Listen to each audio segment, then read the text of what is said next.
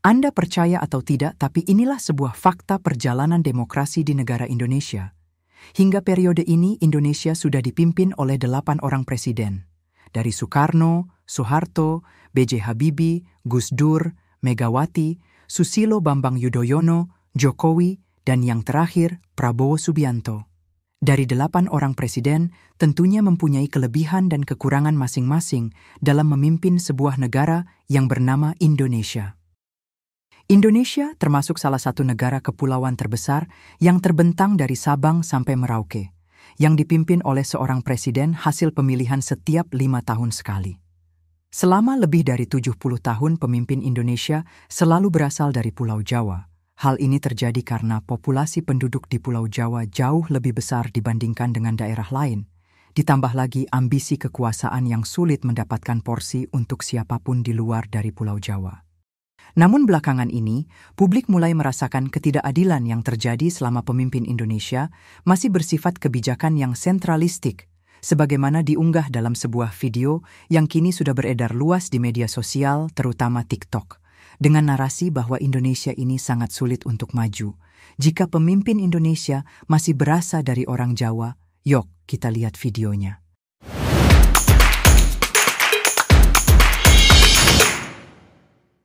Setelah saya pikir-pikirkan, ya, ternyata penyebab negara kita itu jauh tertinggal di urutan terakhir dunia.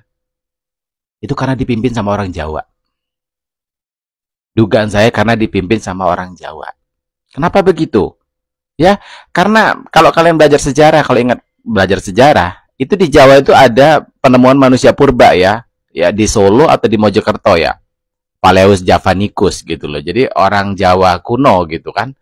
Nah, jadi karena begini, pemikiran orang purba, ya, purba itu orang jadul, itu tuh nggak jauh-jauh dari berkembang biak gitu. Makanya populasinya banyak ya, orang Jawa itu 40%, hampir separuh daripada populasi Indonesia ini Jawa. Itu kan naluri-naluri orang purba. Beda sama orang modern, ya itu pendidikan, itu dia berpikirnya itu logis, gitu loh, adil, nggak cuman pakai ini tapi pakai hati gitu mikirnya, mudah empati dengan orang lain, nggak korupsi gitu loh, mentalnya bagus gitu. Itu kan manusia-manusia yang sudah modern, manusia yang udah nggak purba, udah nggak kuno gitu kan. Nah, dugaan saya begitu, selama kita dipimpin sama orang Jawa ini, pemimpin orang Jawa, presiden orang Jawa gitu, kayaknya negara kita ini ambruk gitu loh, berada di urutan terbawah gitu loh. Lihat tuh Timur setelah dia bebas dari Indonesia, lepas dari Indonesia, dia nggak masuk tuh negara termiskin.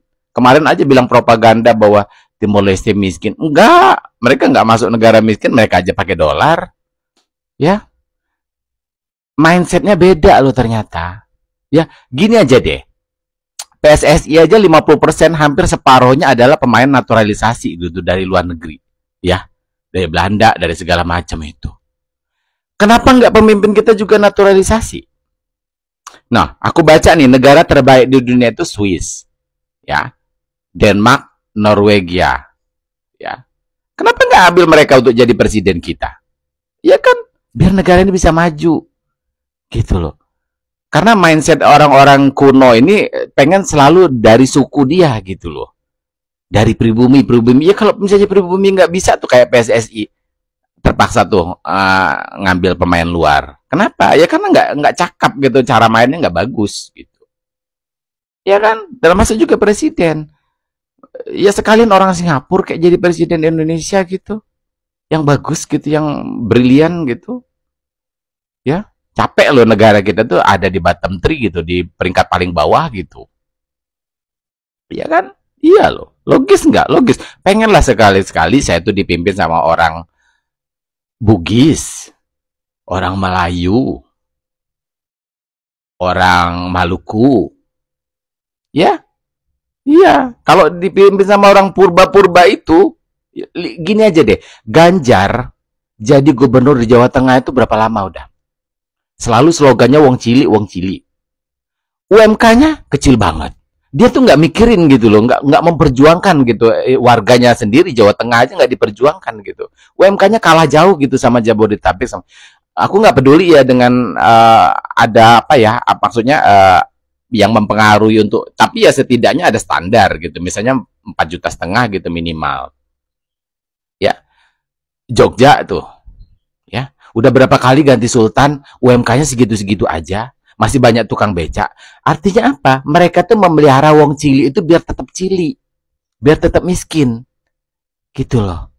Nggak ada kayak dengan warganya sendiri sesama Jawa aja dia begitu, nggak diperjuangkan.